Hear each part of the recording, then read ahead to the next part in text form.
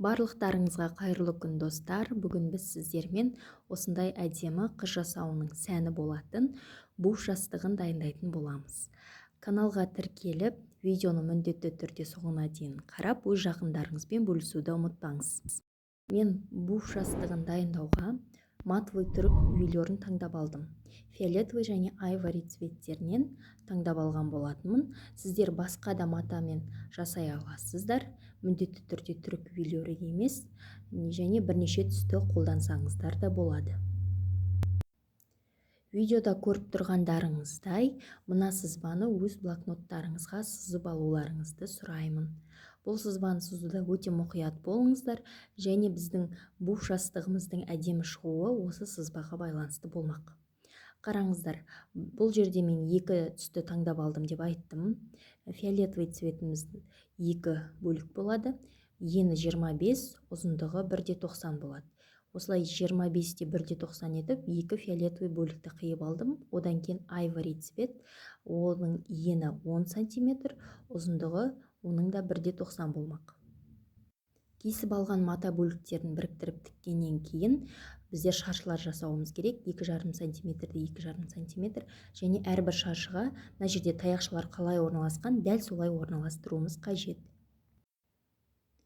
Мінекей дәл сызбадағыдай етіп, 25-те 1,90 етіп, екі фиолетовый бөлікті және онда 1,90 етіп, айвори цветті қиып алған болатынмын. Енді бұл жерде тікпес бұрын мән беретін нәрсе маталардың мына бір бағыты бар ғой. Барлығының бағыты бірдей болуы қажет. Төменге қарай, барлығы төменге қарай, сол бағытта орналастырып алып тіксек болады. Егер тігін машинкаңыз болмаса, онда қолмен тіксеңіз де болады. Мінекей маталардың бөліктерін осылай қосып тігіп алдым. Тігіп болған соң, олардың тігісті жатқызып, осылай үтіктеп шықтым.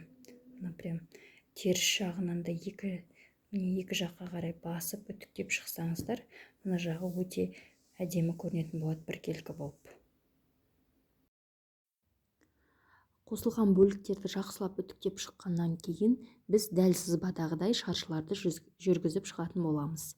Ол үшін мен мына сызғышты пайдаландым. Мана айтып кеткен болатынмын, бізде шаршылар 2,5 см-де 2,5 см болуы керек деп. Бұл сызғышты қолданған себебім, бұл сызғыштың ені 2,5 см. Және де матамыз аяқталғанша осылай сызықтарды сызуымыз қажет. Өйткені бұл сызық бізге қазір қажет болады. Мен сабынды пайдаландым. Сабынды қаттырақ бассаңыздар, ол кетпейді мейлінше. Егер темный цвет мата болса, сабынды пайдаланыңыздар, ал ашық түсті мата болса, онда ручканы пайдалансаңыздар болады. Енді біздер матаның екі шетіне тігіске 1 см-дей алып қаламыз да, дәл осылай сызып шықтық шаршыларымызды. Одан соң сызбада таяқшалар қалай берілген, дәл солай таяқшамызды сызып шығатын боламыз. Енді біз ұзындау қылып жіп сабақтап аламыз инеге. Енді сол таяқшаның бағытымен тігіп шығатын боламыз қолымызбен. Мінекей бізде бұл таяқша екі бұрышты қосып тұр. Бір бұрышты алып, инемізді сол жерге кіргізіп аламыз. Одан кейін екінші бұрышты қосып тігеміз. Екінші бұрышты қосамыз да, мінекей дәл видеодағыдай. Одан кейін матамызды, жібімізді тартсақ, екі бұрыш қосылады, матамыз осылай жиырылатын болады. Бұны бекіту үшін бірнеше қайтара тігіп жібереміз. Екі-үш қайтара тігеміз, жақсылап ұстау үшін. Одан кейін келесі таяқшаға көшеміз. Мен жіпті үзбей тіктім. Үзбей тіккен ыңғайлы болады деп ойлаймын. Сіздерде осылай тіксеңіздер болады.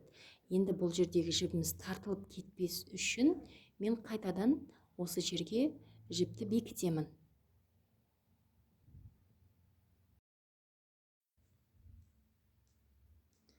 Мінекей келесі бұрышқа көштік. Жібімізді бекітіп алған соң, тағы да таяқша бойымен көрсетілген қарсы бұрышты әкеліп қосатын боламыз. Мінекей таяқша бойымен жүргізілген тігістердің нәтижесі осындай болмақ. Үш бұрыш тәрізді болады. Одан кейін Бағана айтып кеткеніміздей, біздер таяқшаларды мата аяқталғанша жүргіздік. Енді соның бойымен жіпті қалыңдау етіп сабақтап алып, көктеп, айналдыра көктеп шығатын боламыз. Мінекей көктеп шыққаннан кейін жібімізді тартамыз. Сол кезде маталарымыздың барлығы бірігеді және ортасында осындай тесік пайда болуы мүмкін. Ол тесікті бітеу үшін бүйтіп қарама қарсы бағыттарды қосып тігетін болсақ, бұл тесік бітелетін болады.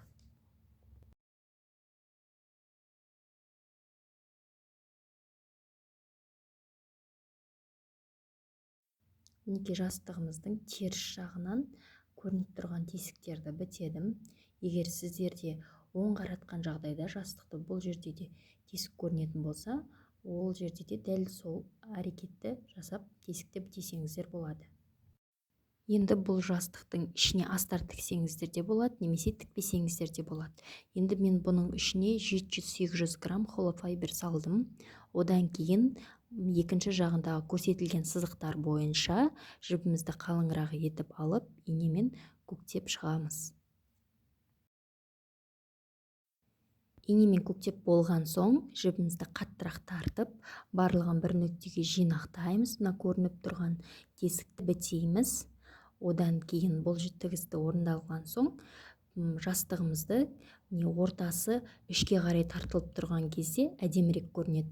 Сол әрекетті жасау үшін бізге ұзынырақ ине қажет болады. Мінекей, мынадай ине қажет болады. Осындай инемен екі жағын біріктіріп тігіп, одан кейін мынадай брошканы салсаңыздар болады. Менің брошкам кішкене болып қалды. Үлкендеуін таңдасаңыздар, әдемірек болып шығады. Мінекей достар, біздің керемет буф жастығымыз дайын болды. Сіздермен буф жастықты дайындаудағы барлық құпиялармен бөлістім. Егер сіздерге түсініксіз жерлер болатын болса, комментарийге қалдырсаңыздар болады. Кәделеріңізге жарасын.